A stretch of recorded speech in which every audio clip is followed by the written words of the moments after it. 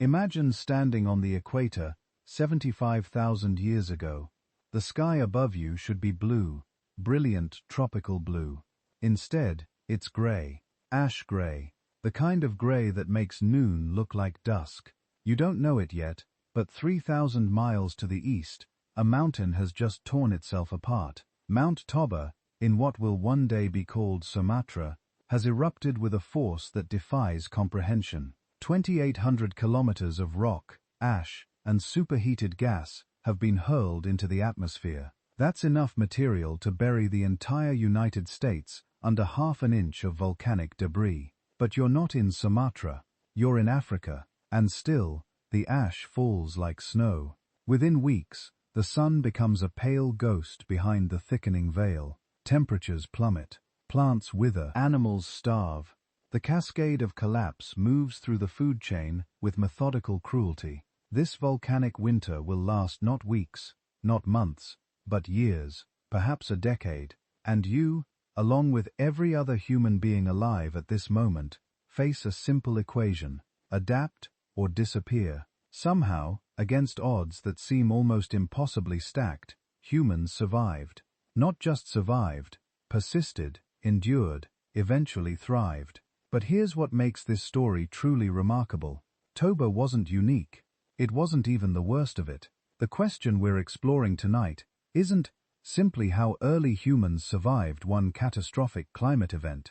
It's how they survived dozens, how they weathered ice ages that lasted 100,000 years, how they adapted to droughts that turned grasslands into deserts, how they endured volcanic winters, rapid warming events, sea level changes, and ecosystem collapses that would have driven most species into extinction. The human journey through deep time is fundamentally a story about survival under pressure, about innovation born from desperation, about the strange and undeniable fact that climate chaos, the very thing that should have erased us from existence, instead shaped us into the most adaptable species the planet has ever known. Let's establish some scale here, because the numbers matter. They matter for perspective, for wonder, and for understanding just how improbable our existence really is. The genus Homo, our lineage, has been walking this planet for roughly 2 million years. 2 million years of climate instability. The Pliene epoch, which encompasses most of this journey, wasn't a period of gentle, gradual change. It was characterized by violent swings between glacial and interglacial periods, ice ages that locked up so much water in polar ice caps that sea levels dropped 400 feet, warming periods so rapid that coastlines shifted by miles in a single human lifetime, 20 major glacial cycles, 20 times the ice advanced and retreated, each cycle lasting roughly 100,000 years, driven by subtle changes in Earth's orbit and axial tilt. The Milankovitch cycles that turned our planet into a climate laboratory of extremes. And through all of it, through every oscillation, every temperature swing, every ecosystem transformation, human ancestors not only survived, but evolved. Homo erectus gave way to Homo hyensis. Neanderthals emerged, specialized for cold. Homo sapiens essa appeared roughly 300,000 years ago in Africa, carrying forward the accumulated adaptations of 2 million years of climate pressure. But here's the paradox, the beautiful and terrible paradox at the heart of human evolution. Climate instability didn't just threaten us, it forged us. Every ice age was a filter, selecting for intelligence, cooperation, and behavioral flexibility. Every drought demanded innovation in food acquisition. Every rapid change in environment rewarded those who could think abstractly, plan ahead, and teach their children new survival strategies. We are, in the most literal sense, the descendants of survivors. Not just any survivors, the most adaptable survivors. The ones who looked at a frozen landscape and invented tailored clothing. The ones who faced food scarcity and developed long-distance trade networks. The ones who stared into the ash-darkened sky after Toba and somehow found a way forward. Tonight, We're taking a journey through deep time, a chronological exploration of the 4 major climate challenges that defined human evolution. This is designed as a sleep-friendly experience, steady pacing, a rhythm that carries you through the story without jarring interruptions. Think of it as a campfire tale told across millennia, with you settling in for the long listen. We'll begin with the Ice Age crucible, 2 million to 200,000 years ago, when Homo erectus first mastered fire and began the great expansion out of Africa. We'll see how glacial cycles selected for larger brains, how cold weather pressure drove social cooperation, and how the simple act of controlling flame transformed human cognition itself. Then we'll confront the Toba catastrophe, 75,000 years ago, when the human population may have crashed to just a few thousand individuals. We'll examine the genetic bottleneck, the archaeological mysteries, and the coastal refugia, where our ancestors clung to existence by exploiting marine resources and developing symbolic thought under unimaginable pressure. Next comes the last glacial maximum, 26,000 to 19,000 years ago, Earth at its coldest in a 100 millennia. We'll explore how humans responded, not with retreat, but with cultural fluorescence. Cave art, sophisticated tools, mammoth bone dwellings on the frozen steppes, innovation accelerating precisely when conditions were most severe. Finally, we'll examine the Younger Deuce, 12,900 years ago, when the warming world suddenly plunged back into Ice Age conditions for 1,300 years. This abrupt climate reversal may have forced the single most important transformation in human history, the invention of agriculture, the birth of civilization itself, emerging from climate crisis. 4 challenges, 4 responses, 4 leaps in human capability. Each section reveals not just what happened, but why it mattered, how each adaptation built upon the last, how each crisis left its mark, not only in our DNA, but in our psychology, our social structures, our relationship with technology, and each other. There's something deeply grounding about this story, especially now. We live in an era of rapid climate change, of uncertainty about the future, of questions about human resilience. Looking back across 2 million years offers perspective, not simple answers. History never provides those, but context, precedent, evidence of what humans are capable of when survival demands everything we have. Our ancestors faced temperature swings they couldn't predict, with science they didn't possess. They had no meteorology, no agriculture, no written knowledge to pass down through generations. What they had was observation, cooperation, the ability to teach and learn, the flexibility to change behavior when circumstances demanded it. And somehow, impossibly, it was enough. We carry their legacy in every cell. The genetic mutations that helped them tolerate cold, the brain structures that enabled complex planning, the social instincts that made cooperation possible, the cognitive flexibility that allowed behavioral innovation. But we also carry something less tangible, the inheritance of survival itself, the knowledge encoded in culture and consciousness that humans can endure, that we faced the worst this planet could throw at us, and found ways through. So settle in, get comfortable, weird, about to travel back through deep time, to walk alongside our ancestors through ice and ash, through scarcity and transformation. We're going to explore not just how they survived, but what their survival cost, what it taught them, and what it means for us, their distant descendants, still adapting, still surviving, still shaped by the climate pressures that made us human. The story begins 2 million years ago in Africa, as the first members of our genus looked north, toward lands locked in ice, and made a decision that would change everything. But first, we need to understand what they were walking into. Section 1. The Ice Age Crucible. 2,200,000 years ago, the Pleistocene epoch. Say that word slowly. Pletoene. It sounds ancient because it is 6 million years ago to about 11,700 years ago. A geological blink, really, in the grand sweep of Earth's history. But for our story, it's everything. Because the Pleistocene was not one climate. It was dozens, hundreds perhaps, depending on how you count.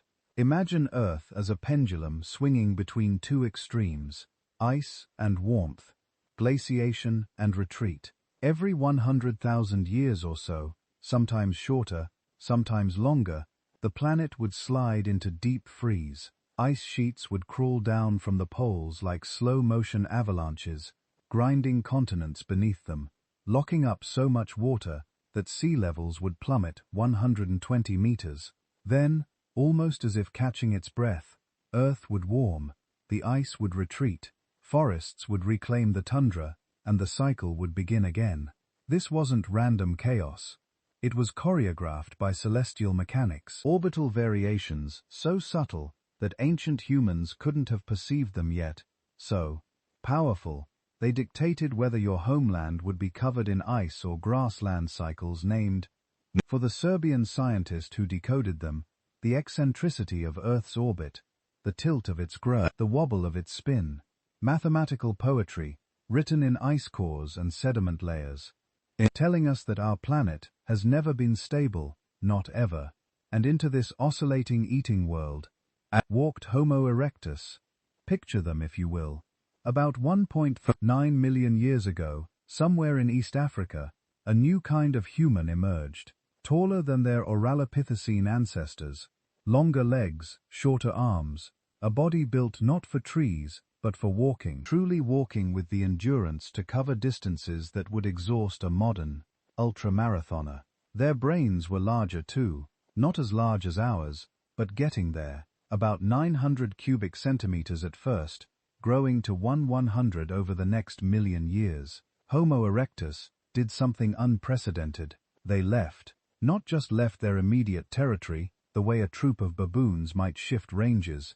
They left Africa entirely. They walked into Asia. They reached what is now Georgia by 1.8 million years ago, Indonesia by 1.6 million years ago. They became the first truly global hominin, spreading across 2 continents, encountering climates and ecosystems their ancestors had never imagined. And here's what matters. They survived. For over 1.5 million years, Homo erectus persisted through climate swings that would have annihilated a less adaptable species. They watched the ice advance and retreat. They experienced periods of catastrophic drought in Africa. They endured and adapted, and eventually gave rise to later hominins, including us. How? The answer begins with fire. Not the discovery of fire. That's too simple, too sudden. Fire was probably encountered many times. Lightning strikes, volcanic eruptions, wildfires sweeping through savas. Early humans would have seen fire, felt its heat, perhaps even opportunistically used it. But there's a difference between using fire when you find it, and controlling fire, making it, keeping it alive, understanding it. That transition from fire user to fire keeper is one of the most important moments in human research. The archaeological evidence is frustratingly sparse for the earliest periods. Burned bones, scorched earth, these could be natural. But by 790,000 years ago, at a site called Gisha Benoy Yaakov in modern-day Israel, we find something unambiguous. Hearths, organized clusters of burned wood and stone, repeated use of specific locations for fire. This wasn't accident. This was control 790,000 years ago. Let that number settle. Nearly 800,000 years of humans tending flames, passing knowledge of firekeeping from generation to generation, an unbroken chain of light and heat, stretching from then to the device you're rewatching this on right now. But fire gave us more than warmth. It gave us cooked food, which changed everything. Raw meat is tough, hard to digest, energetically expensive to process. Cooking breaks down proteins, softens fibers, kills parasites. A cooked meal delivers more calories for less digestive effort, and those extra calories, they fed our growing brains. There's a hypothesis increasingly supported that cooking and brain expansion are linked, that the energetic demands of a large brain could only be met once we learned to pre-digest our food with fire. Fire extended the day. Suddenly, darkness wasn't a time to huddle and hide. It was time to socialize, to plan, to tell stories. Firelight creates intimacy. It draws people into a circle, and in that circle, language evolved. Knowledge was shared. The young learned from the old. Fire was a predator deterrent, a beacon, a tool for landscape management.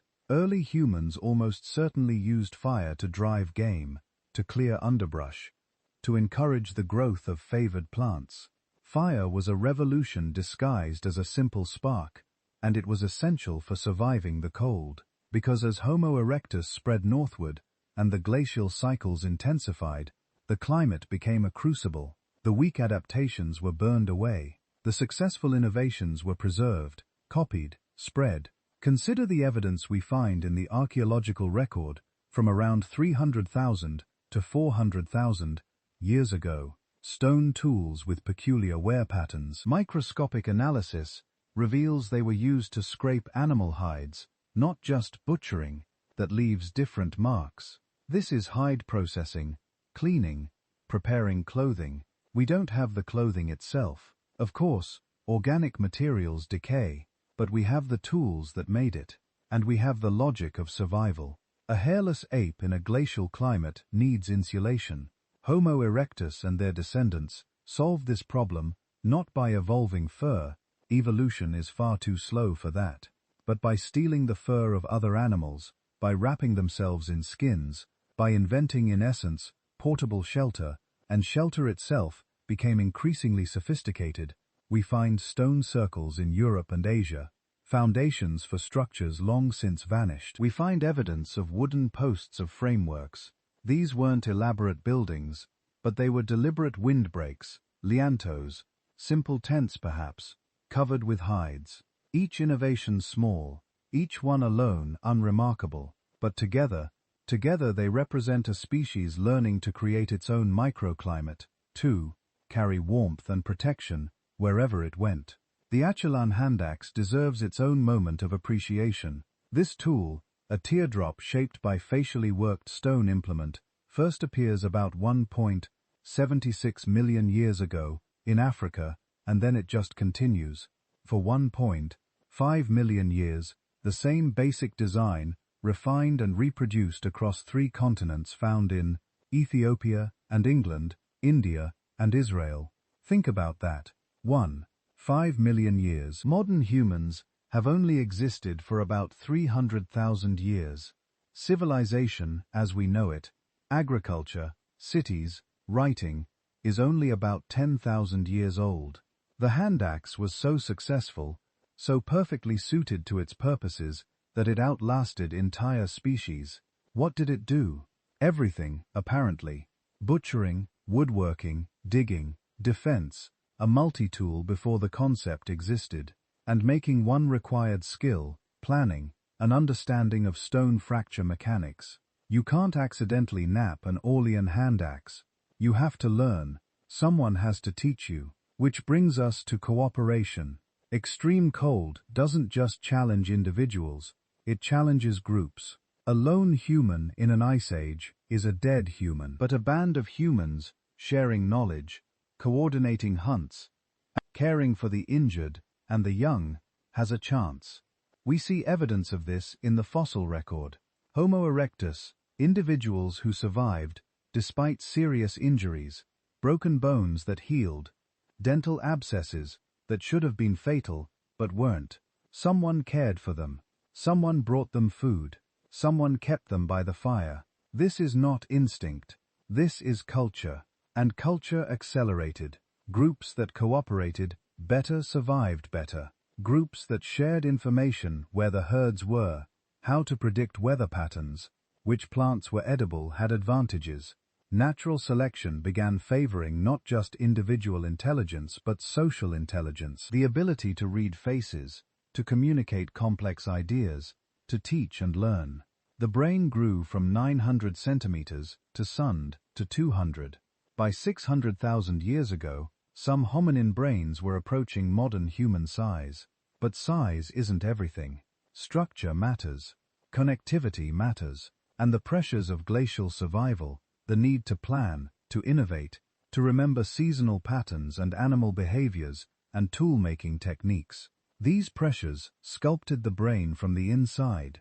Each ice age was an examination, each warming period a reprieve, but the test always returned. And then around 400,000 years ago, in Europe and Western Asia, we see the emergence of a new hominin, stockier, more robust, with a distinctive brow ridge and a brain as large as ours, sometimes larger Neanderthals. They deserve far more than the brief mention they'll get here. They'll return in our story.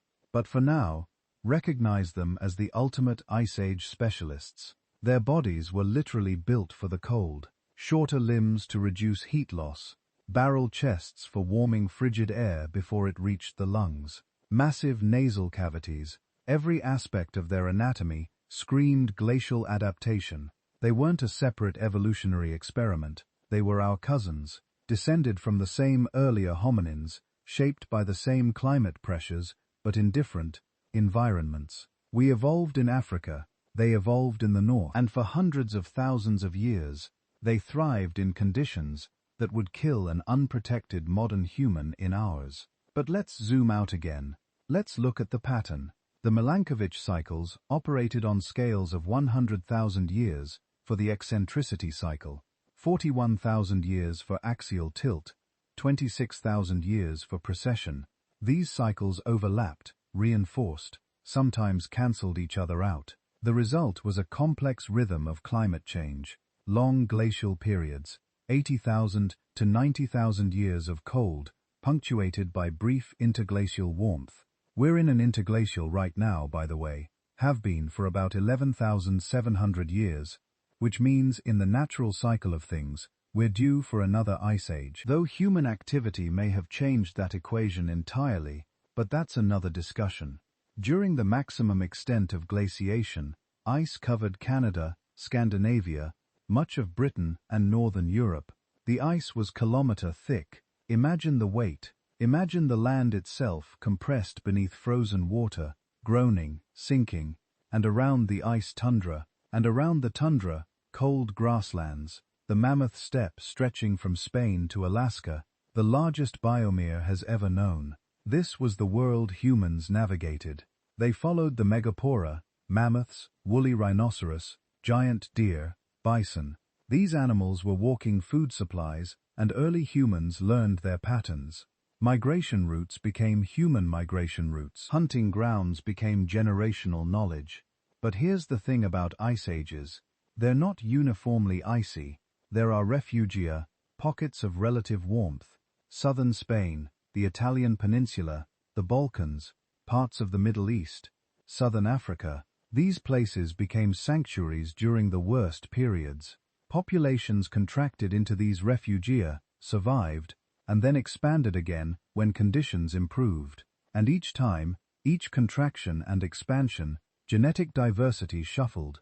Populations diverged, then reconnected. New adaptations emerged in isolation, then spread through contact.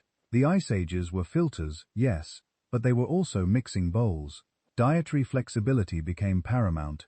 Humans couldn't afford to be specialists. The herds migrated. Plants had seasons. Coastal groups exploited shellfish. Inland groups hunted and foraged. Some populations likely relied heavily on scavenging. There's no shame in that. It's efficient. A lion's leftover kill, still rich with meat and marrow, is a gift in a landscape of scarcity. Humans became generalists, behaviorally flexible, capable of switching strategies when the environment demanded it. This is perhaps our greatest adaptation, not claws or speed or venom. Flexibility, the ability to solve novel problems, to try something new when the old way stops working. And the ice ages rewarded this flexibility while punishing rigidity. Species that couldn't adapt went extinct. Many did. The Pleistocene is a graveyard of evolutionary dead ends. But humans, our ancestors in all their variations, persisted. Each glacial maximum eliminated populations who couldn't cope. Each interglacial period allowed expansion, experimentation, innovation. Over 2 million years, This cycle repeated dozens of times, and each time, the survivors were a little more clever, a little more adaptable, a little more human. By 200,000 years ago, anatomically modern humans, Homo sapiens, had emerged in Africa. We were the latest iteration of a lineage that had been tested and refined by ice and cold for 2 million years. We inherited the fire knowledge of Homo erectus, the tool-making traditions of countless generations, the social cooperation that cold climates demanded. We were the beneficiaries of the longest, harshest filtering process imaginable. And yet, the Ice Ages, for all their severity, followed patterns. The cycles were long, tens of thousands of years, but they were cycles. Populations could adapt over generations, knowledge could accumulate, strategies could be refined. The Ice Ages were predictable in a sense. Harsh, yes. Deadly, absolutely, but predictable. What came next was different. What came next was sudden, catastrophic. A climate disaster compressed into a span so brief that no amount of gradual adaptation could prepare for it. What came next nearly ended us entirely. But that's a story for the next part of our journey, when we'll travel to 75,000 years ago, to an island in Indonesia, to witness the moment when the sky itself turned to ash and winter came in. Summer and humanity, for perhaps the only time in our history, teetered on the very edge of extinction. For now, rest in the knowledge that your ancestors survived the unsurvivable, that they learned to carry fire and wear the skins of beasts and cooperate against the cold, that every innovation born of desperation became a gift passed down through time, eventually reaching you. The Ice Age crucible forged us, made us clever, made us adaptable. It made us human. But the next test would determine if being human was enough. Sumatra, 75,000 years ago. Deep beneath the island's surface, magma had been accumulating for thousands of years, pressure building, the Earth's crust groaning under incomprehensible force. And then, in a geological instant that would echo through human history, it erupted. Not a volcanic eruption. The volcanic eruption, the largest explosion the planet had witnessed in 2 million years. Mount Toba, a name that wouldn't exist for another 74,000 years, detonated with a force equivalent to 3,000 times the atomic bomb dropped on Hiroshima. 3,000 times. Try to picture that. You can't.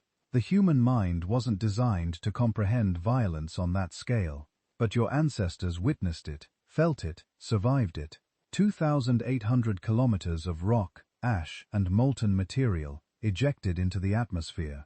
To put that in perspective, when Mount St. Helens erupted in 1980, an event that seemed catastrophic to modern observers, it released about 1 kilometer.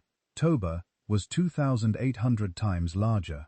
The entire island collapsed into a caldera over 60 meters long. The sound alone would have traveled around the world multiple times.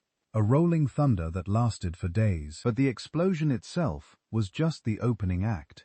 Within hours, a pyrolastic cloud superheated gas and rock fragments, moving at hundreds of miles an hour, incinerated everything within a 200-mile radius. Within days, ash began falling across the Indian subcontinent, Southeast Asia, and East Africa. Not a dusting, layers measured in feet, entire ecosystems buried under gray snow that didn't melt. And then came the darkness. Sulfur dioxide and ash particles injected into the stratosphere formed a veil around the planet. Sunlight dimmed, photosynthesis slowed to a crawl, plants withered, herbivores starved, predators followed them into oblivion. The volcanic winter lasted between 6 and 10 years. A full decade where summer never came, where growing seasons collapsed, where the very chemistry of survival was disrupted. Global temperatures dropped between 3 and 5 degrees Celsius. That might not sound like much. After all, you've experienced wider temperature swings between morning and afternoon. But this wasn't weather. This was climate. A sustained worldwide cooling that pushed ecosystems past their breaking points. Tropical forests retreated. Grasslands turned to dust. Freshwater sources dried up or froze solid for longer each year. The world didn't just change, it broke. And somewhere in East Africa, a small population of anatomically modern humans, our direct ancestors, faced a simple choice: adapt or join the countless species disappearing into extinction. Here's where the story gets truly fascinating and controversial and deeply unsettling. In the 1990s, geneticists analyzing human mitochondrial DNA noticed something peculiar. Modern humans, all 7 billion of us, spread across every continent, adapted to every climate, show remarkably low genetic diversity, far less than you'd expect for a species that had, supposedly, been evolving for hundreds of thousands of years across vast geographic ranges. Chimpanzees, despite their much smaller population and limited range, have significantly more genetic variation than we do. So do most other large mammals. It was as if humanity had passed through an evolutionary keyhole, a moment when our population crashed so dramatically that only a tiny fraction of our genetic diversity survived. The Toba catastrophe theory was born. According to this hypothesis, the volcanic winter reduced the human population to somewhere between 3,000 and 10,000 individuals, perhaps even fewer. For perspective, that's roughly the population of a small town. Every human being alive today, every genetic variation, every bloodline, every family tree, traces back to that handful of survivors huddled in refugia while the world died around them. We came within a whisper of extinction, closer than most people realize, closer than we've come before or since. The archaeological record seems to support this terrifying possibility. Sites from this period are extraordinarily rare. There's a gap, a silence in the story of human habitation that coincides almost perfectly with the Toba event. Where you'd expect to find evidence of thriving populations, there's absence. Tools disappear from the record. Settlements vanish. It's as if someone turned down the volume on human activity for thousands of years. But here's where scientific certainty gives way to debate. Not everyone accepts the Toba catastrophe theory. Recent archaeological discoveries have complicated the narrative. Some sites in India show continuous occupation through the Toba period. Stone tools found in ash layers suggest that at least some populations survived without dramatic disruption. Genetic studies have produced conflicting timelines, some supporting a severe bottleneck around 75,000 years ago, others suggesting the population reduction was more gradual or occurred at different times, in different regions. The truth, as with most things in deep time, is probably more nuanced than any single theory allows. Perhaps Toba didn't cause a sudden catastrophic bottleneck. Perhaps it accelerated existing population pressures, pushing already stressed communities past their limits. Perhaps different human populations experienced different levels of impact, with some regions devastated, while others survived relatively intact. What seems increasingly clear is that something happened around this time. The genetic evidence of reduced diversity is undeniable. Whether a single volcanic event caused it, or merely contributed to a longer period of population stress, that remains an open question. But let's assume, for the sake of understanding, that the basic framework holds, that human populations were dramatically reduced, that our ancestors faced genuine existential threat. How did they survive? The answer appears to lie along coastlines, while inland regions became uninhabitable wastelands, too cold, too dry, too stripped of vegetation. Coastal areas offered crucial refugia. The ocean's thermal mass moderated temperature extremes. Tides continued their eternal rhythm, and most importantly, marine resources remained relatively abundant even as terrestrial ecosystems collapsed. Shellfish don't care if the sun is blocked by volcanic ash. Mussels, clams, oysters, they filter feed on plankton and organic particles that persist even during volcanic winters. Rocky intertidal zones, tide pools, shallow reefs. These became humanity's lifeline. Our ancestors, it seems, became beachcombers, shore dwellers, people who read the tides and harvested the ocean's edge. And here's where the story takes an unexpected turn into neuroscience. Shellfish are extraordinarily rich in omega-3 fatty acids, particularly DHA, docosahexaenoic acid. This compound is essential for brain development and function. Human brains are metabolically expensive organs, consuming about 20% of our total energy, despite comprising only 2% of body weight. They require specific nutrients to develop properly and maintain cognitive function. Omega-3 fatty acids are one of those nutrients. When terrestrial food sources collapsed, when the megafauna migrations were disrupted, when plant foods became scarce, coastal populations with access to marine resources had something inland groups didn't: brain food. The very diet forced upon them by catastrophe may have supported the neurological development that would define human uniqueness. It's a beautiful irony. The worst disaster in human history may have inadvertently optimized our diet for intelligence. The Pinnacle Point Caves, located along the southern coast of South Africa, preserve a remarkable snapshot of this period. Archaeological excavations have uncovered evidence of sophisticated behavior dating to around 70,000 years ago, right in the window of the Toba catastrophe. Heat-treated stone tools, suggesting controlled use of fire at high temperatures, systematic exploitation of marine resources, and perhaps most intriguingly, ochre processing. Ochre, red iron oxide, ground into powder, mixed with fat or water to create pigment, used for what exactly? This is where we glimpse something profound emerging from crisis. Symbolic thinking, abstract thought, the capacity to ascribe meaning to materials and create representations that exist beyond immediate survival needs. Okuse implies body decoration, ritual marking, perhaps even early art. It suggests a cognitive leap, the ability to think in symbols, to communicate complex ideas, to create culture rather than just endure existence. Shell beads appear in the archaeological record around this same time. Tiny marine snail shells deliberately perforated, strung together as ornaments. These weren't tools, they weren't food, they were decoration, status symbols, gifts, objects that carried social meaning. In the midst of catastrophe, as populations clung to survival in scattered refugia, humans began creating beauty, marking themselves, distinguishing their group from others through shared symbols. Why? Perhaps because when your population is reduced to a few thousand individuals, social cohesion becomes paramount. You can't afford internal conflict. You need every person to cooperate, to share knowledge, to contribute to collective survival. Symbolic markers, body paint, beads, shared rituals create group identity. They bond communities. They transform a collection of frightened individuals into a unified tribe.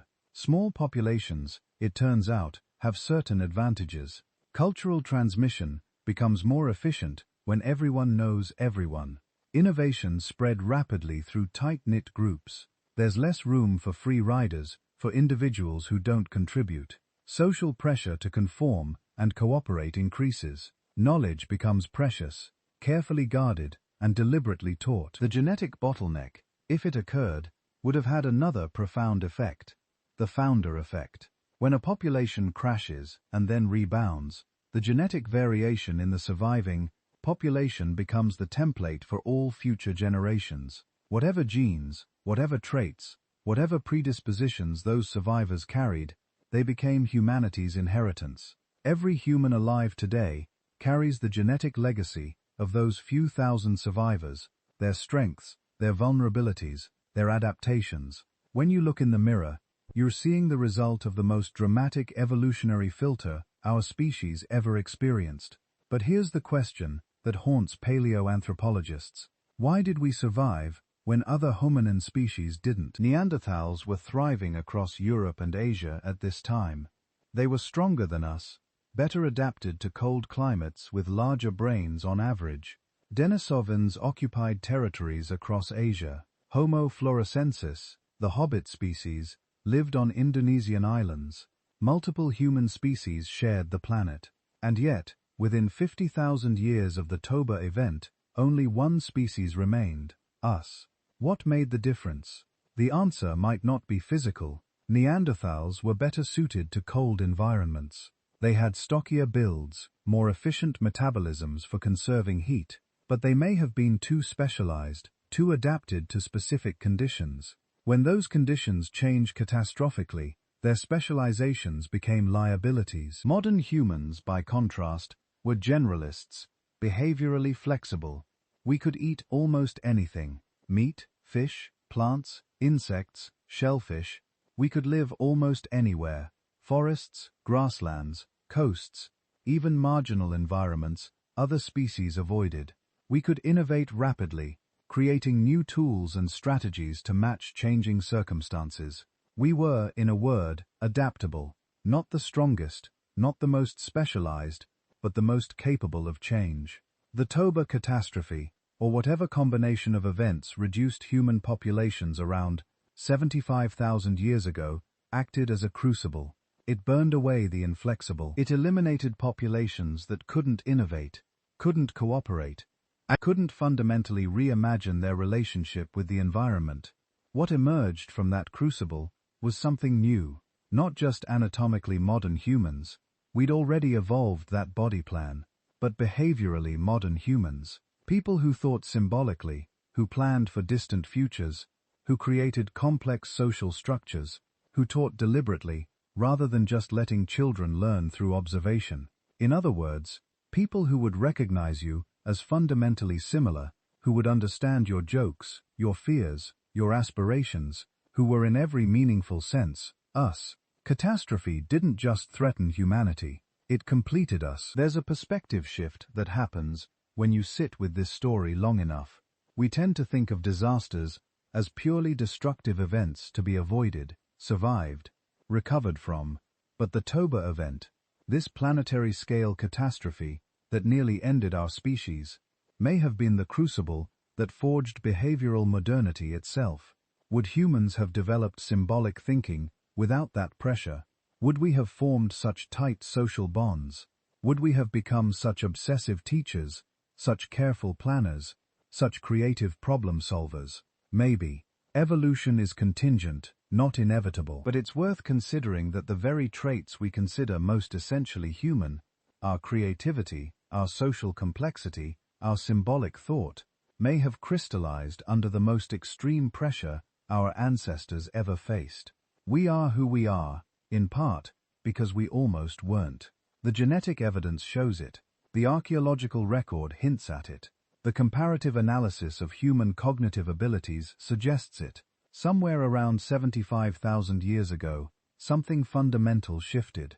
A threshold was crossed. The survivors of that period weren't just lucky, they were transformed. And here's what happened next. As the volcanic winter gradually lifted, as ash settled, and temperatures slowly recovered, those small populations of survivors began to expand, gradually at first, cautiously testing new territories, following coastlines, exploiting marine resources as they moved.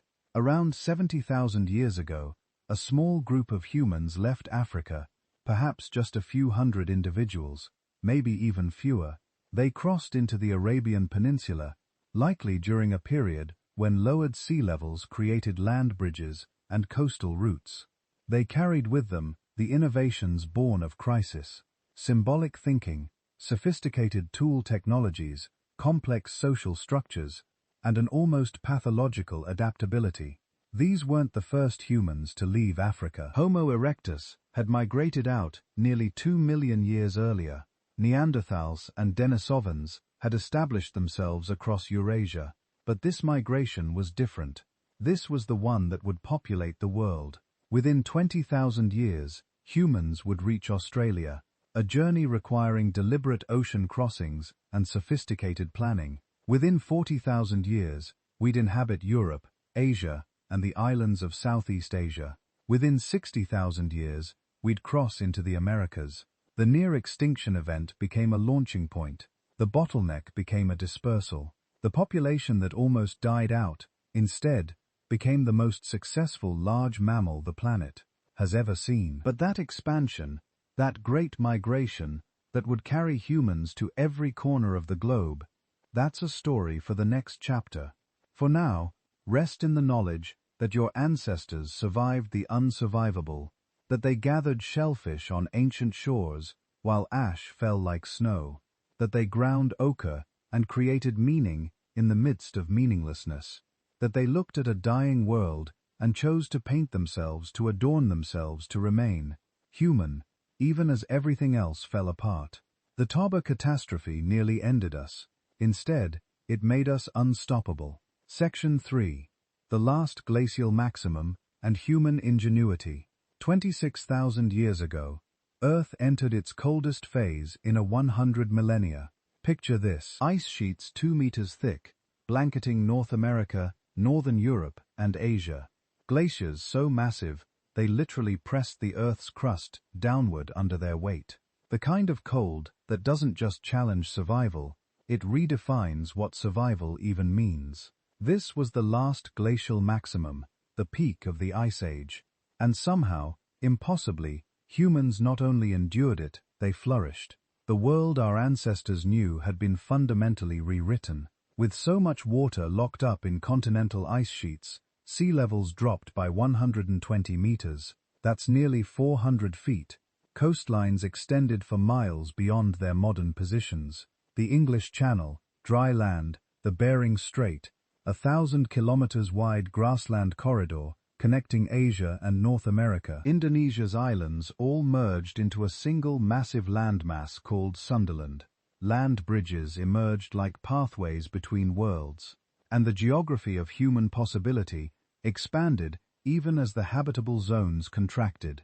Because here's the paradox: Earth had more exposed land than ever before, but less of it could sustain human life. The ice wasn't just in the Arctic, it covered latitudes where major cities stand today: Chicago, Berlin, Moscow, all buried under glaciers. Most of Canada, 2 miles of ice; Scotland, ice; Scandinavia, completely entombed. The cold pushed human populations into refugia. Pockets of relative habitability scattered across 3 continents: southern Europe, especially along the Mediterranean, the steppes of Central Asia and southern Siberia, parts of the Middle East and North Africa, isolated valleys and coastal zones where microclimates offered just enough warmth, just enough resources, just enough hope. And in these scattered refuse, separated by thousands of kilometers of frozen wasteland, human culture didn't just persist, it exploded. Let's start in southwestern Europe, where the solitary culture emerged around 22,000 years ago. These people, hemmed in by ice to the north and sea to the south, developed what might be the most exquisite stone tool technology in human prehistory. The solitary and laurel leaf blades are archaeological celebrities, thin as cardboard, some spanning over a foot in length, knapped with such precision that they seem almost impossible. Archaeologists who've tried to replicate them, modern experts with decades of experience, struggled to match the craftsmanship. These weren't just tools, they were statements, proof of mastery in a world that demanded perfection because there was no margin for error. Scarcity breeds refinement. When resources are abundant, you can afford to be wasteful, to be merely adequate. But when every piece of workable flint matters, when a broken tool might mean the difference between eating and starving, you don't just make tools, you make art that cuts. But the real revolution, the innovation that made the difference between survival and extinction in the Arctic regions, wasn't a better spear point. It was a needle. Around 30,000 years ago, someone created the eyed needle, a sliver of bone or ivory, carefully shaped with a hole painstakingly drilled through one end. It doesn't sound impressive until you consider what it enabled: tailored clothing. Before needles, humans wore animal skins draped over their bodies, tied or pinned in place. Effective enough in moderate climates, utterly insufficient when temperatures plunge to -40 degrees, when exposed skin freezes in minutes, when the wind cuts through loose garments like they're not even there. Tailored clothing fitted, layered, sealed at the wrists and ankles, creates a microclimate around your body. It traps warm air. It blocks wind. It transforms humans from tropical apes who borrowed fire and hides into genuine Arctic survivors. The needle didn't just keep people warm, it opened the northern world to human habitation. It made Siberia survivable, and we know people took full advantage because of places like Sunia, Russia, approximately 34,000 years ago. Here, archaeologists uncovered one of the most spectacular Ice Age burial sites ever found. Two children, buried head-to-head in a single grave. Their bodies adorned with thousands of ivory beads. Thousands, each bead individually carved from mammoth tusks, each requiring hours of meticulous work. One child wore a belt with 250 fox teeth. The other had an ivory pin decorated with carved dots. Nearby, an adult burial contained similar wealth. Ivory bracelets, a carved pendant, a hat decorated with fox teeth, and more than 3,000 ivory beads sewn onto clothing that had long since decayed. Do the math. Conservative estimates suggest the beads alone represent 10,000 hours of skilled labor. That's 5 person-years of full-time work for funerals for children. This isn't survival. This is society. This is culture so complex, so invested in symbolic meaning, that it dedicates thousands of hours to honoring the dead, to making statements about status, about belonging, about what it means to be part of a community. The last glacial maximum didn't strip away human culture. It concentrated it, refined it, made it essential. Because when the world is trying to kill you, meaning matters, belonging matters. The stories that bind your group together become survival technology as crucial as the spear in Huntum. Speaking of spears, let's talk about mammoth hunting.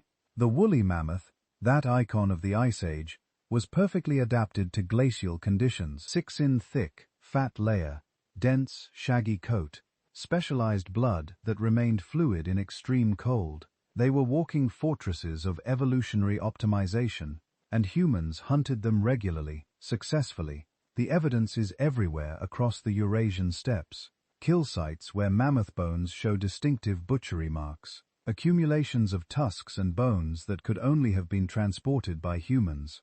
And most dramatically, dwelling structures built entirely from mammoth bones. Picture it, on the frozen plains of Ukraine and Russia, where trees are scarce or non-existent, where winter temperatures plunge to lethal extremes, humans engineered shelters from the bones of the very animals they hunted. Mammoth skulls for the foundation, leg bones and ribs arranged in circular walls, tusks arching overhead to support roofs made of hide and sod. These weren't crude huts. The best preserved examples show sophisticated architectural planning, multiple rooms, central hearths, storage pits, dug into the permafrost to keep meat frozen for months. Some structures required bones from 20 or more mammoths, representing years of successful hunts and careful curation of materials. The engineering is impressive, but consider the cognitive leap it represents. Someone looked at a mammoth skeleton and saw not just food, not just raw material, but a building. Someone planned structures that would stand through winter storms. Someone organized the labor to construct them, maintained the knowledge to replicate them, taught the next generation how to do it. And all of this while living in one of the harshest environments humans have ever inhabited. Yet during this same period in caves scattered across Europe, humans were creating some of the most breathtaking art our species has ever produced. Lascaux, Chao, Alamera, names that echo through archaeology like sacred sites, which in a sense they were. Deep in limestone caves, often in chambers requiring difficult and dangerous access, Ice Age artists painted animals with such skill, such understanding of anatomy and movement, that they still take our breath away 20,000 years later. Horses, galloping in profile, their legs positioned to show motion. Bison, rendered with shading that creates three-dimensional form on flat stone. Cave lions, mammoths, rhinoceroses, and dozens of other species depicted with an accuracy that speaks to intimate knowledge born from observation and necessity. Why? Why invest precious time and resources? The pigments alone required extensive processing in paintings hidden in darkness. There are theories, of course. Hunting magic, shamanic visions, territorial markers, records of seasonal migrations, all probably contain fragments of truth. But here's another thought.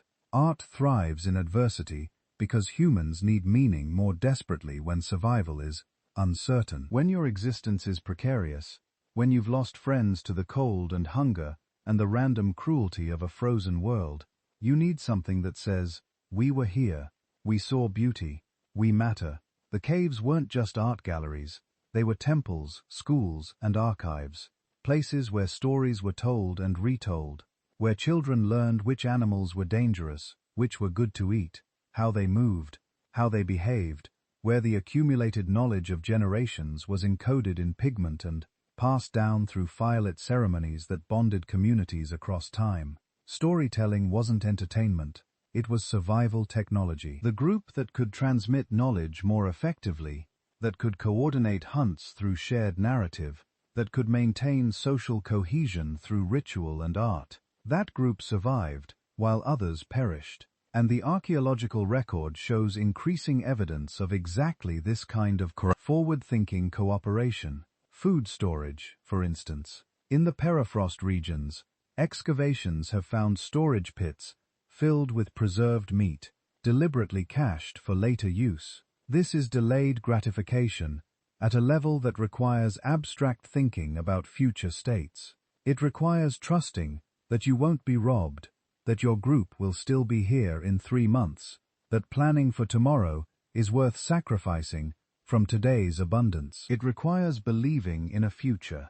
The trade networks tell a similar story. Shells from the Atlantic coast found 1,000 kilometers inland, high-quality flint from specific quarries distributed across hundreds of kilometers, amber from the Baltic, ochre from distant sources, traded and treasured for its symbolic value.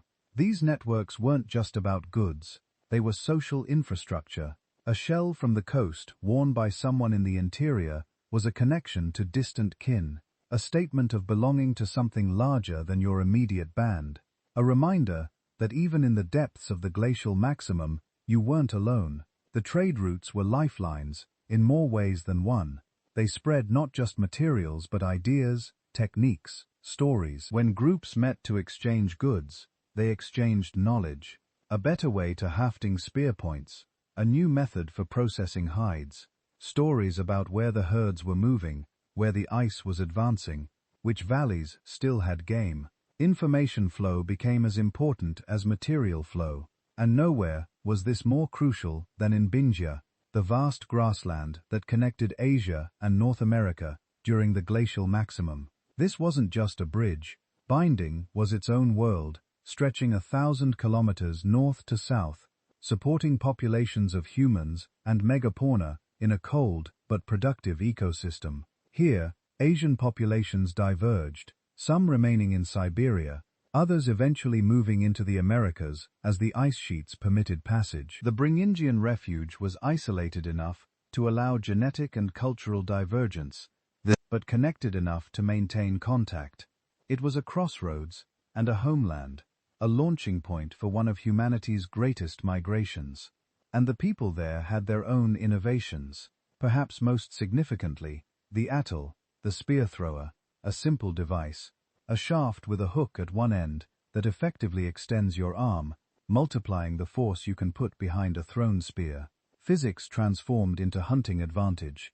With an atl, you can throw a spear twice as far with significantly more power. You can hunt from a safer distance. You can take down larger game with greater reliability. It's such an elegant solution that it was independently invented multiple times across the world.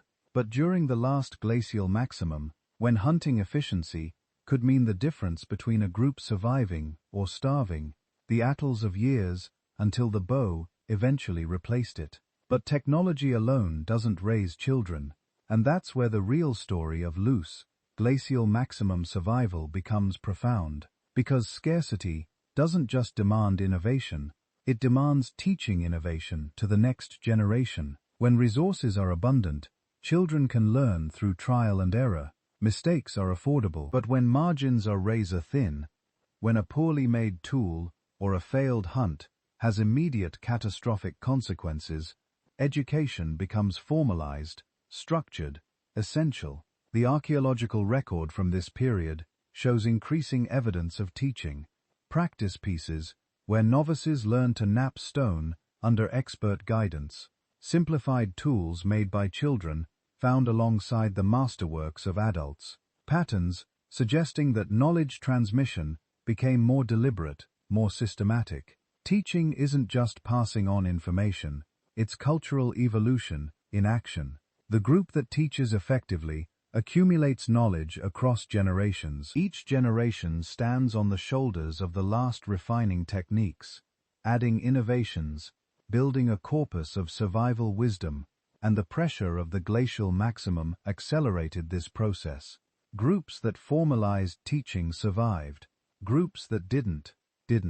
Your ancestors were the children who learned, the adults who taught, the grandparents who remembered, generation after generation, accumulating the knowledge that would eventually build civilization. But survival wasn't just cultural, it was also biological. As populations adapted to northern latitudes, genetic changes accumulated.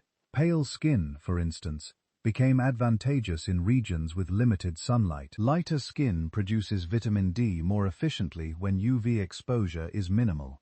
The alsals for light pigmentation, rare in Africa, spread rapidly through European populations.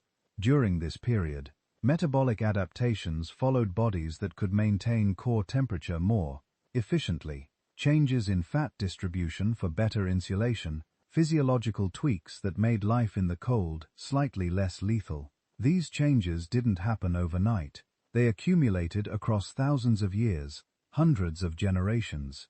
But the last glacial maximum was a powerful selective pressure rewarding any adaptation that improved cold tolerance. Yet perhaps the most profound impacts were psychological. Humans living through months of winter darkness, through seasons where the sun barely rose, developed something we still carry: seasonal patterns of mood and energy. What we now call seasonal affective disorder was probably just life for Ice Age populations in northern latitudes. The winter blues weren't a disorder, they were the default. And maybe this is where spirituality deepened. When you live in darkness for months, when the return of the sun is literally the difference between hope and despair, you don't just notice the solstice, you celebrate it, you ritualize it, you make it sacred. The cave paintings, the elaborate burials, the investment in symbolic objects, all of it suggests an inner life as complex as our own. People who grappled with the same questions we do. Why are we here? What happens when we die? What do our lives mean in the face of a cold, indifferent universe? The last glacial maximum didn't just test human bodies and human ingenuity, it tested human spirit. And somehow, in the darkest, coldest, most challenging period our species had yet faced, that spirit not only endured, it soared. Art flourished. Society complexified. Knowledge accumulated and was passed down. Trade network stretched across continents. Children learned not just to survive, but to thrive. 20,000 years ago, as the glaciers began their slow retreat, humans stood poised on the edge of transformation. They had survived the unsurvivable. They had adapted to extremes that should have been impossible. They had maintained their humanity, their capacity for beauty, meaning, and connection, even when the world seemed determined to extinguish it. But as the ice began to retreat, they faced a different kind of challenge. Not adaptation to scarcity, but adaptation to abundance. Not survival in refugia, but expansion into newly opened territories. Not just maintaining knowledge, but applying it to a world that was changing faster than ever before.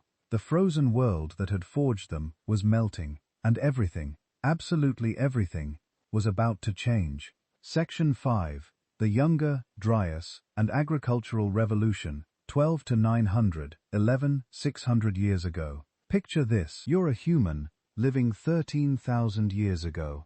For generations, for centuries, your people have watched the world transform. The great ice sheets that dominated the northern lands are retreating. Forests are spreading, where tundra once stretched to the horizon. Game is abundant. The climate is warming, stabilizing. Your ancestors survived the worst the planet could throw at them. And now, finally, the Earth seems to be offering a reprieve.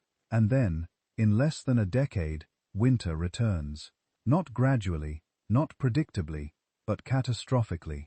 Temperatures plummet 7 degrees Celsius in what might have been a single human lifetime, possibly faster. The forests die back. The rains fail. The animals your people have hunted for generations disappear or migrate beyond reach. And this isn't a temporary cold snap.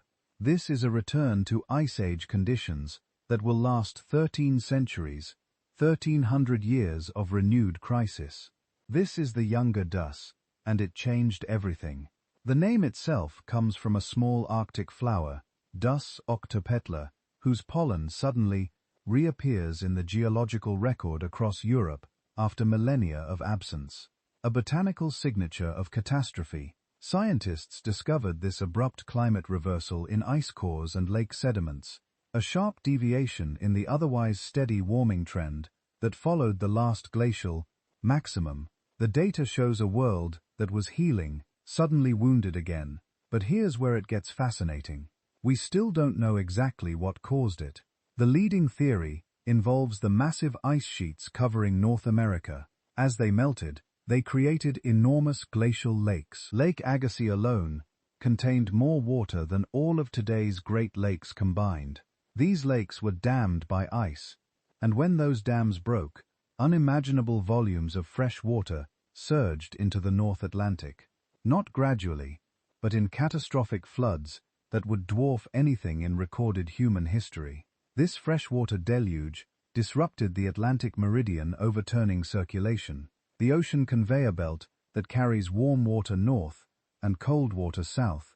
When this system shut down, or dramatically slowed, it triggered a climate cascade. Europe and North America plunge back into near-glacial conditions virtually overnight. But that's just one theory. Others point to evidence of a cosmic impact, a comet or asteroid airburst that scattered across the northern hemisphere 12,900 years ago. Proponents cite a layer of sediment rich in platinum, microscopic diamonds, and carbon spherules, signatures of extraterrestrial impact. They argue this collision triggered wildfires across continents, injected debris into the atmosphere, and destabilized the ice sheets, causing both the flooding and the climate reversal. The debate continues. The data remains contested. But for the humans living through it, the cause didn't matter. Only survival mattered.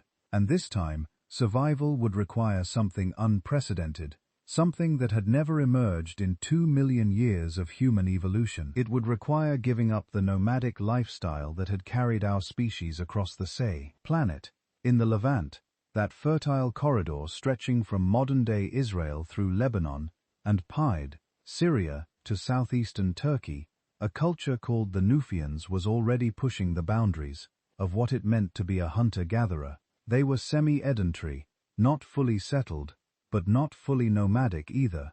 They built permanent stone structures, circular dwellings partially dug into the earth with wooden frames and thatched roofs. Some of these settlements housed dozens of families. They carved mortars and pestles from stone. They created art, carved figurines, decorated objects, elaborate personal ornaments, and crucially, they were harvesting wild grains. The archaeological evidence is unmistakable. Sickle blades with a distinctive polish, a microscopic sheen created only by cutting grass stems, appear throughout Nufian sites. These weren't occasional tools. They were standardized, specialized implements produced in quantity. Groundstone tools for processing grains, storage pits, roasting facilities, the entire technological package for exploiting wild cereals. Wild wheat and barley grew abundantly in the region during the warm, wet conditions before the Younger Dus. The Netoans had figured out they could harvest these grains seasonally, process them, store them, and rely on them as a staple food source. This allowed them to stay in one place longer than any previous human culture, to build more permanent structures, to accumulate possessions, to develop more complex social hierarchies. They were on the brink of something revolutionary. And then the Younger Dryas hit.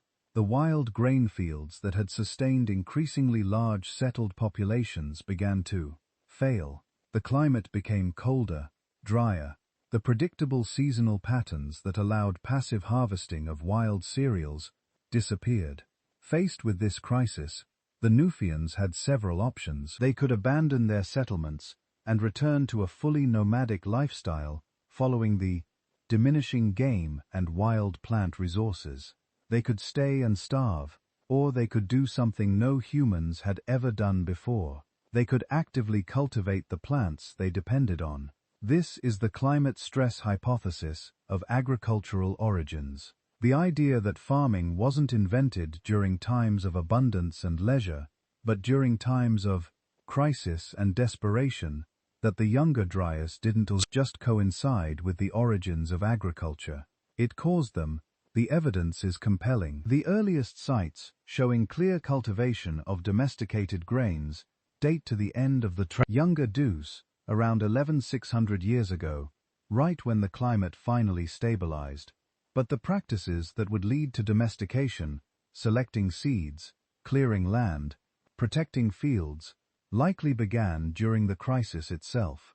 Because when your semi-sedentary society is facing starvation, you don't give up and walk away from your investment in permanent settlements. You double down. You innovate. You try to control the very plants and animals your survival depends on. But here's where the story gets even stranger. In southeastern Turkey, on a hilltop called Göbektepe, archaeologists discovered something that shouldn't exist. Massive stone pillars, some weighing over 10 tons, arranged in circular enclosures, elaborately carved with reliefs of animals, foxes, lions, scorpions, vultures, snakes. T-shaped megaliths, standing like silent sentinels, dozens of them, hundreds of tons of carved stone, transported and erected with only stone tools and human muscle. The site dates to 11,500 years ago, right at the end of the Younger Deuce. And here's the twist. The people who built it weren't farmers. Göbekli was constructed by hunter-gatherers. There's no evidence of domesticated plants or animals at the site. No permanent dwellings, no signs of residential occupation. This was a ceremonial center built and used by people who were still following the ancient lifestyle of hunting and gathering. But they were building monuments that would dwarf anything constructed for thousands of years to come. Why? The traditional narrative of human development goes, first you develop agriculture, then you get surplus food, then you get specialized labor, then you get social hierarchies and monumental architecture. Farming enables civilization. Göbekli reverses that sequence. It suggests that complex social organization, hierarchies, and monumental construction came first. That hunter-gatherers were capable of coordinating massive labor projects, maintaining specialized roles, and developing elaborate ritual systems. That the drive to build sacred spaces might have actually preceded, and perhaps even motivated, the shift to agriculture. Think about what it takes to build something like Göbek. You need to quarry massive stones from bedrock, using only stone tools. You need to transport them somehow to the construction site. You need to carve intricate reliefs. You need to organize hundreds of people for extended periods. You need to feed them. You need surplus. And if you're a hunter-gatherer society, in the midst of the Younger Deuce climate crisis, facing declining wild resources, how do you generate that surplus? You start controlling food production. Some archaeologists now argue that the need to support monumental ritual construction actually drove the development of agriculture. That religion, the need to gather, to build, to worship together, created the conditions that made farming necessary. The sacred preceded the practical. It's a provocative idea, and it highlights something crucial. The people who invented agriculture weren't primitive. They weren't simple. They had complex belief systems, sophisticated social structures, and the organizational capacity to coordinate massive communal projects. They were in every meaningful sense behaviorally modern humans facing an unprecedented challenge. The region where this transformation occurred, the Fertile Crescent, was no accident of history. Stretching from the Persian Gulf northwest, through Mesopotamia, then south along the Levantine coast, this arc of land had a unique combination of factors: Mediterranean climate, with winter rainfall, diverse elevation zones creating varied ecological niches, and crucially, the wild ancestors of wheat, barley, lentils, peas, sheep, goats, cattle, and pigs, all within the same geographic region. No other place on Earth had this combination of domesticable species living in proximity. The process of domestication itself was gradual, probably unconscious at first. When you harvest wild wheat, you naturally select for seeds that don't shatter and scatter when ripe, because those are the ones you can actually collect. When you plant those seeds the next season, you're inadvertently breeding for that trait. Over generations, the plants change larger seeds, non-shattering seedheads, genetic mutations that would be disadvantageous in the wild, but beneficial under cultivation. The same with animals. The sheep and goats that tolerated human presence, that were less aggressive, that matured more quickly, those were the ones that survived and bred in captivity. Over time, you're not just keeping wild animals, you're creating new species that can't survive without human intervention. Domestication is a two-way street. We changed them, but they also changed us. The physical evidence is stark. Skeletons from early agricultural communities show a marked decline in average height compared to their hunter-gatherer ancestors. Men lost an average of 6 in, women lost 4. Their bones show increased evidence of nutritional stress, disease, and repetitive labor injuries. Their teeth were worse, much worse. Cavities, abscesses, wear patterns from grinding grain.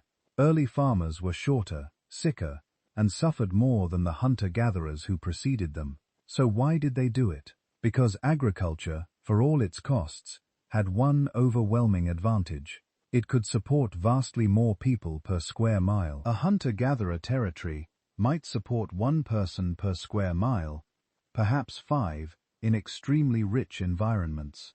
Agricultural land could support 50, 100, more. Once you start farming, your population can explode. And once your population explodes, you can't go back. There isn't enough wild game left to support a large population. The skills of hunting and tracking, passed down through generations, begin to fade. The knowledge of wild plant resources diminishes. Children grow up knowing only farming. It's a one-way door. And humanity walked through it during the Younger Dus and its immediate aftermath in a transformation so profound that we're still living with its consequences. Around 1600 years ago, the Younger Dryas ended as abruptly as it began. The climate stabilized. The Holene Epoch, our current geological period, began. And here's something remarkable. The Holocene has been characterized by unusual climate stability. For the past 10,000 years, global temperatures have fluctuated within a relatively narrow range. No dramatic swings, no abrupt reversals, just steady, predictable conditions. This stability is actually anomalous in Earth's climate history, and it's almost certainly not a coincidence that civilization emerged during this window. Agriculture needs predictability. You need to know that the rains will come, that the growing season will be long enough, that winter won't arrive early and destroy your crops. In a climate as volatile as the Pliocene, farming would have been nearly impossible. One bad decade could wipe out a sedentary population dependent on stored grain. But in the stable Holocene, farming worked. And once it worked in the Fertile Crescent, it spread. Archaeologists call it demic diffusion, the spread of farming through population movement. Early farmers had more children than hunter-gatherers. Their populations grew, and as they grew, they expanded into new territories, bringing their domesticated plants and animals with them across Anatolia into Europe, east into Central Asia, south into Africa. The genetic evidence shows this clearly. Modern Europeans carry substantial ancestry from these early Neolithic farmers who migrated from the Near East. But it wasn't just population movement. It was also cultural transmission. Hunter-gatherer groups on the borders of farming communities saw the advantages: the ability to support larger populations, the ability to stay in one place, the accumulation of material goods. Some adopted farming themselves, others resisted, maintaining their traditional lifestyles for millennia. The choice wasn't always obvious. In resource-rich environments, coastal areas with abundant fish, forests with plentiful game, hunting and gathering remained viable and arguably preferable. Why take up the back-breaking labor of farming when you can live well on wild resources? Many groups didn't make the transition until forced to by expanding agricultural populations or environmental change. But where farming took hold, it accelerated everything. Within a few thousand years, pottery appears, necessary for storing and cooking grain. Metallurgy develops: copper, then bronze, then iron. Driven by the need for better tools and weapons, permanent architecture becomes monumental. Villages become towns, towns become cities. And in Mesopotamia, around 5,400 years ago, writing emerges from the invention of agriculture to the invention of writing, just 5,000 years. For context, anatomically modern humans existed for at least 200,000 years before agriculture. Behaviorally, modern humans for at least 75,000 years. For the vast majority of human existence, we were hunter-gatherers. Cultural change was slow, incremental, measured in millennia. But after agriculture, the pace of change becomes exponential.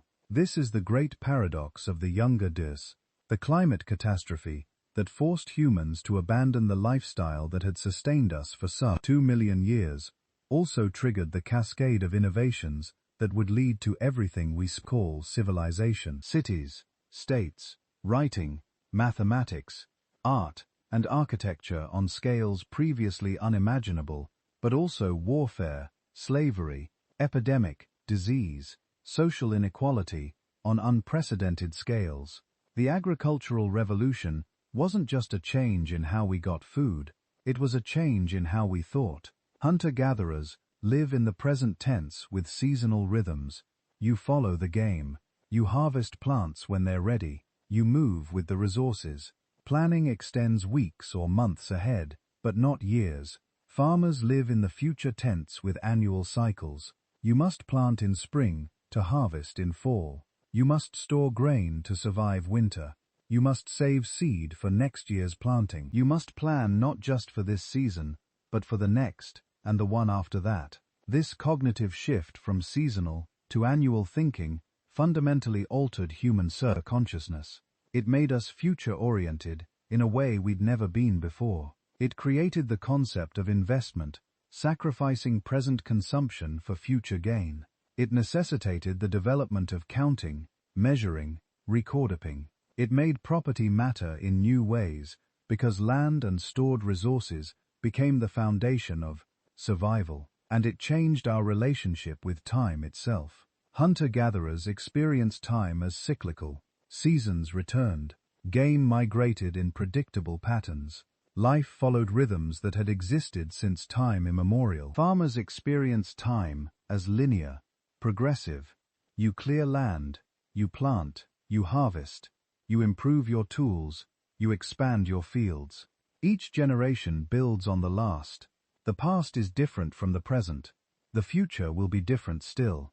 This is the birth of historical consciousness, the awareness that change is not just possible, but inevitable, that human action can fundamentally transform the world. For better and worse, this is the consciousness we still inhabit. But here's something we rarely acknowledge. Modern humans genetically, psychologically, are still adapted to the world of scarcity, not abundance. Our brains evolved over millions of years in environments where calories were uncertain, where high-energy foods were rare treasures, where the ability to store fat was a survival advantage, where social bonds and group cooperation meant the difference between life and death. Where threats were immediate and physical, agriculture emerged only 10,000 years ago, civilization only 5,000 years ago, industrial society only 200 years ago. Evolution works on timescales of tens of thousands, hundreds of thousands of years. We haven't adapted to the world we've created. We're still running Stone Age software on modern hardware. This explains so much about modern human behavior, why we crave sugar and fat, why we're tribal, why we respond to immediate threats but struggle with abstract long-term dangers, why we're so good at innovation under pressure but so resistant to change in times of stability. We are the descendants of people who survived the Younger Dryas by inventing agriculture, who survived the last glacial maximum by sewing tailored clothing and building mammoth bone houses, who survived Toba by exploiting coastal resources and developing symbolic thought. Every climate catastrophe didn't just reshape human behavior, it reshaped human consciousness itself. And here's the profound truth that emerges from this long story. We are adaptation incarnate, not physical adaptation. Our bodies haven't changed much in 100,000 years, but behavioral adaptation, cultural adaptation, the ability to learn, to innovate, to transmit knowledge across generations, to fundamentally alter our survival strategies in response to environmental change. This is our inheritance. This is what the Younger Dryas, and every climate crisis before it, forged into the very core of human identity. The climate catastrophe that ended nomadic life didn't just create agriculture, it created civilization itself. The pressure to control food production led to surplus. Surplus led to specialization. Specialization led to social complexity. Social complexity led to cities, states, and everything that followed. And it all began with a climate crisis that should have destroyed us. Instead, it transformed us from survival to civilization, from adaptation to innovation, from scattered bands of hunter-gatherers to a species that would eventually cover the planet, build monuments that touch the sky, and develop technologies that would have seemed like magic to those first farmers grinding grain in the shadow of GBCE. The question we face now, the question those ancient lessons pose to us today, is whether we still possess that adaptive capacity, whether we can respond to our current climate crisis with the same innovation, the same flexibility, the same willingness to fundamentally transform our way of life that our ancestors demonstrated again and again. We have advantages they never dreamed of: technology, global communication, scientific understanding, the ability to see the crisis coming rather than simply reacting when it arrives. But we also face challenges they never imagined: the speed of change, the scale of impact, the complexity of global systems that must somehow be transformed without collapsing. The story of the Younger Dryas and the agricultural revolution teaches us this. Humans can survive climate catastrophe. We can adapt. We can innovate. We can fundamentally reorganize our entire way of life. But survival comes at a cost. And the world on the other side of transformation is never the same as the world that came before. Our ancestors paid that cost. They became shorter, sicker, worked harder, suffered more. But they survived. And they built something that would endure. The question for us is not whether we can adapt. Our history proves we can. The question is, what will become in the process of adaptation, and what kind of world we've build on the other side. Section 6. Conclusion and Reflection. The Legacy of Survival. So here we are, the end of a journey that spans 2 million years. We've walked through ice ages that lasted 100,000 years. We've survived volcanic winters that blotted out the sun. We've watched the world freeze in a single decade, and we've witnessed the birth of agriculture from the ashes of climate catastrophe. 4 great challenges, 4 moments when everything could have ended. The place to ice ages, those grinding cycles of freeze and thaw that selected for bigger brains and smaller bodies, that taught our ancestors to control fire and hunt in coordinated groups. That turned scattered populations of early humans into global wanderers. The Toba eruption, a volcanic winter so severe it may have reduced our entire species to a few thousand individuals, clinging to survival on the coasts of Africa. A genetic bottleneck so tight that every human alive today can trace their ancestry to that too small resilient population. The last glacial maximum, the coldest point in 100 millennia, when ice sheets 2 miles thick covered a third of the planet, and humans responded not with extinction, but with exquisite art, sophisticated technology, and social networks that spanned continents. And the younger Dryas, that sudden cruel return to Ice Age conditions just as the world was warming. The climate whiplash that may have forced the invention of agriculture, and with it the entire trajectory of human civilization. 4 challenges, 4 transformations, and if you look closely at these moments, a pattern emerges.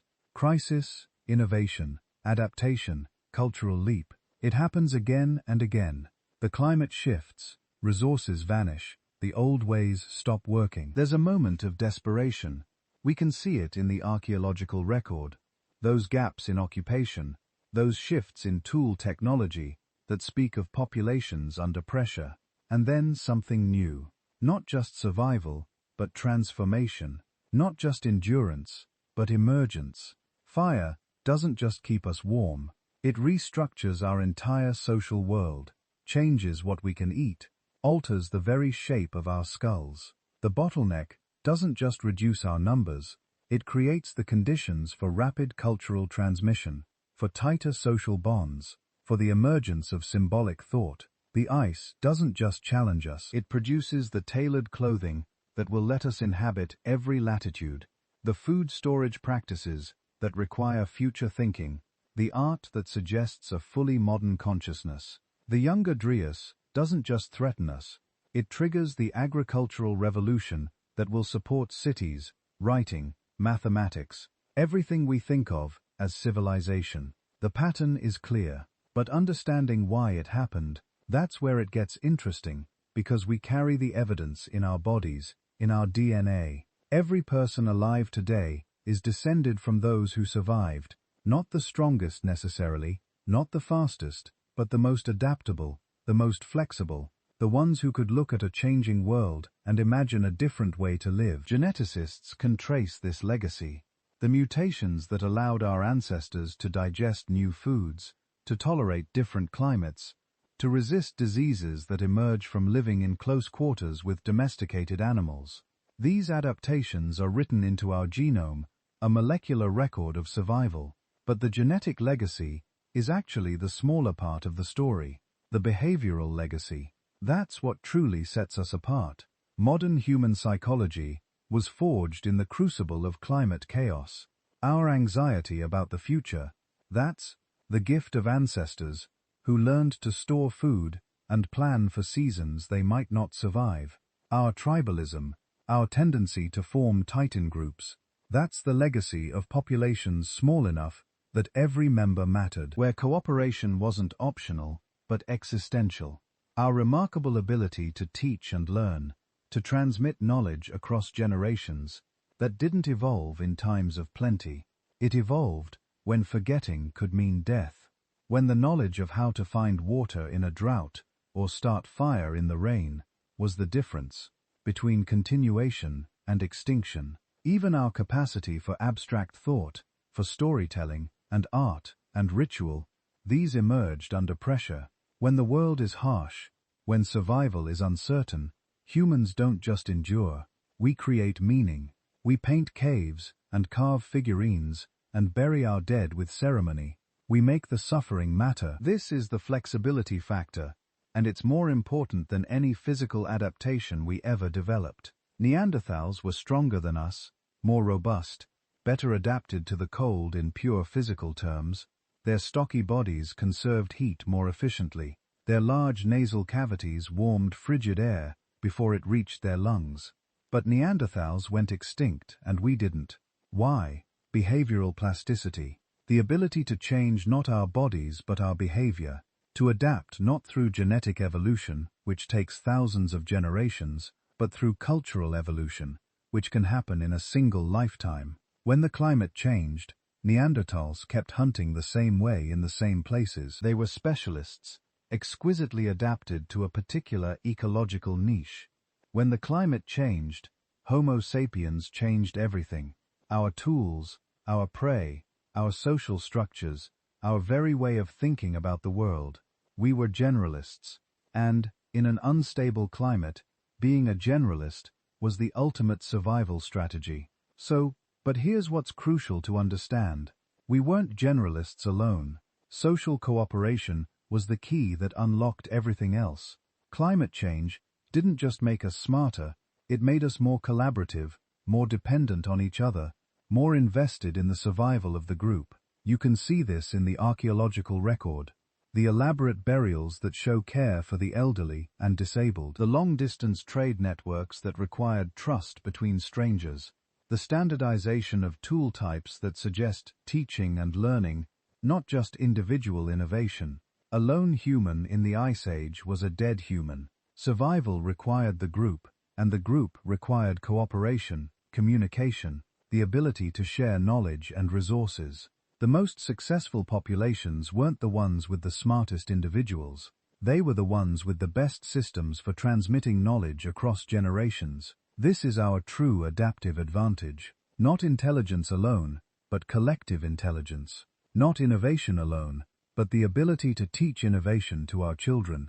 Technology and knowledge transmission. These are what make humans uniquely dangerous as a species, uniquely adaptable, uniquely capable of surviving rapid environmental change. A polar bear adapts to the Arctic through genetics. It takes tens of thousands of years. A human adapts to the Arctic through culture. We learn to make clothing, build shelters, hunt seals. We can do it in a generation. This is the lens through which we need to view our current moment, because we are once again living through a period of rapid climate change, and the ancient patterns have modern parallels. Rising temperatures, shifting rainfall patterns, extreme weather events, ecosystem disruption, resource scarcity, population displacement. Our ancestors faced all of this. They survived. But before we take too much comfort in that fact, we need to acknowledge the differences. The speed is different, catastrophically different. Ancient climate changes unfolded over millennia, centuries, at the very fastest. The Younger Dryas, that sudden dramatic cooling we discussed, happened over a decade, and it was considered shockingly abrupt by geological standards. Modern climate change is happening over decades, in some cases over years. The Ice Ages gave our ancestors time to migrate, to adapt, to develop new technologies, and pass them to the next generation. Populations could shift gradually, following the resources, maintaining cultural continuity. We don't have that luxury. The pace of modern change compresses the timeline for adaptation to a scale humans have never experienced. And yet, there are reasons for hope. We have survived worse, with far less technology. The Toba bottleneck reduced humanity to a few thousand individuals with stone tools and fire. We survived, we recovered, we thrived. Today we are 7 billion strong. We have agriculture, medicine, global communication networks, the accumulated knowledge of thousands of generations. We have the ability to understand what's happening, to model future scenarios, to coordinate responses across continents. Our ancestors survived climate chaos through adaptation and innovation. We have those same capacities amplified by orders of magnitude. The human capacity for behavioral plasticity hasn't diminished. If anything, modern humans are even more adaptable than our ancestors. We inhabit every environment on Earth, from deserts to tundra, from sea level to high altitude. We've proven again and again that we can adjust to new conditions. But there are also reasons for caution, serious ones. Past survival came at tremendous cost.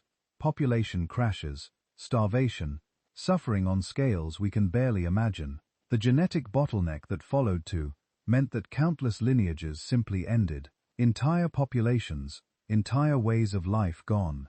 The transition to agriculture improved our chances of survival as a species, but it made individual lives harder. shorter, more painful. The skeletal record shows the cost in malnutrition, disease, bone stress from endless labor. Survival, yes, but at what price? And we need to acknowledge something else, something humbling. Luck played a role. The Toba eruption could have been worse. The volcanic winter could have lasted longer. The population bottleneck could have been tighter. A few hundred individuals instead of a few thousand. And we might have lacked the genetic diversity to recover. The last glacial maximum could have destroyed the refugia where population sheltered. The younger deuce could have triggered a cascade of ecosystem collapse that made agriculture impossible. We survived, partly through adaptation, yes, partly through innovation, partly through cooperation and cultural transmission, but also partly through chance, through contingency, through the sheer randomness of which populations happened to be in the right place when catastrophe struck. This isn't a comfortable thought. We like to believe that human survival was inevitable, that our intelligence and adaptability guaranteed our success. But the fossil record is full of intelligent, adaptable species that went extinct anyway. So what is it really that makes humans uniquely suited to survive instability? Maybe it's not one thing. Maybe it's the combination. Our behavioral plasticity, our capacity for cooperation, our ability to transmit knowledge across generations, our facility with technology, our tendency to create meaning and purpose even in the face of suffering, and maybe, just maybe, our willingness to become something different than what we were. Every climate crisis transformed us. The ice ages made us global. Toba made us culturally sophisticated. The last glacial maximum made us artists and engineers. The younger Dus made us farmers. We didn't survive by staying the same.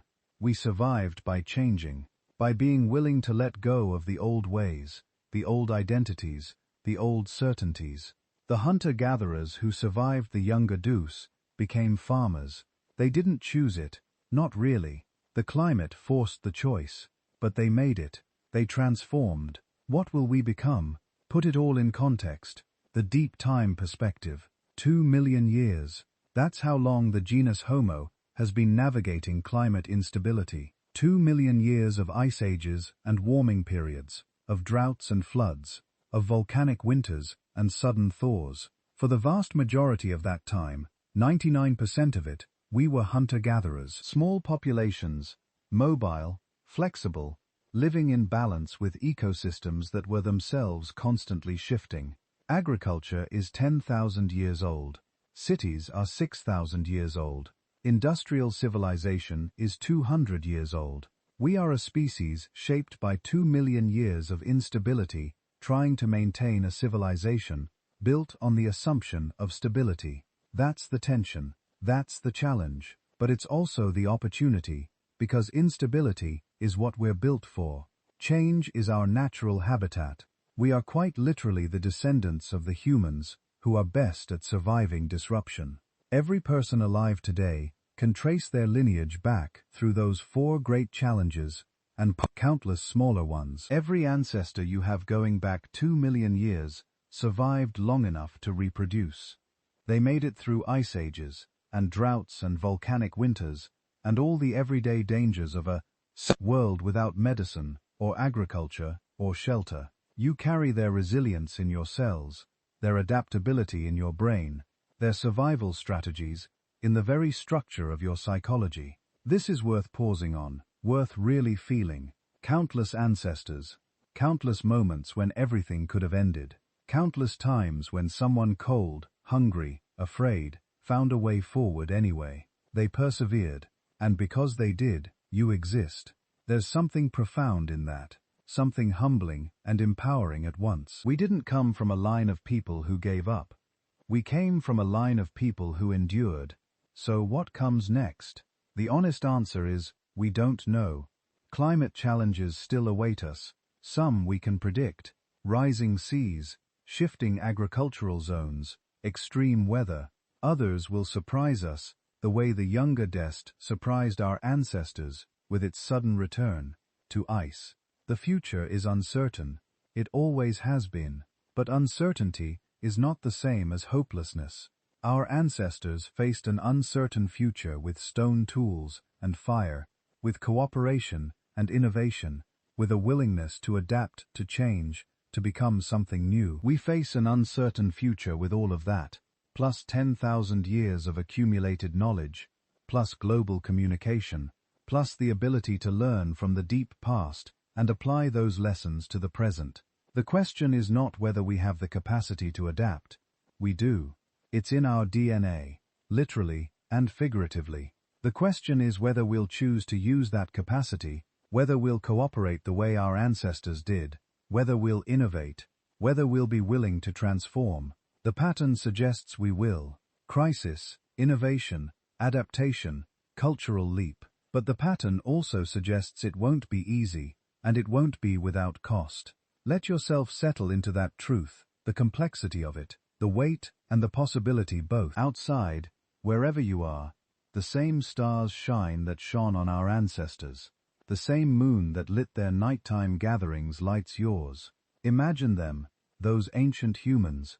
Imagine a group gathered around a fire during the last glacial maximum, the ice stretching to the horizon in every direction. They're telling stories, maybe planning tomorrow's hunt, teaching the children how to napstone, how to read animal tracks, how to survive. They don't know they're going to make it. They don't know that their descendants will inherit the entire planet, will build cities and spacecraft and global communication networks. They just know they're cold.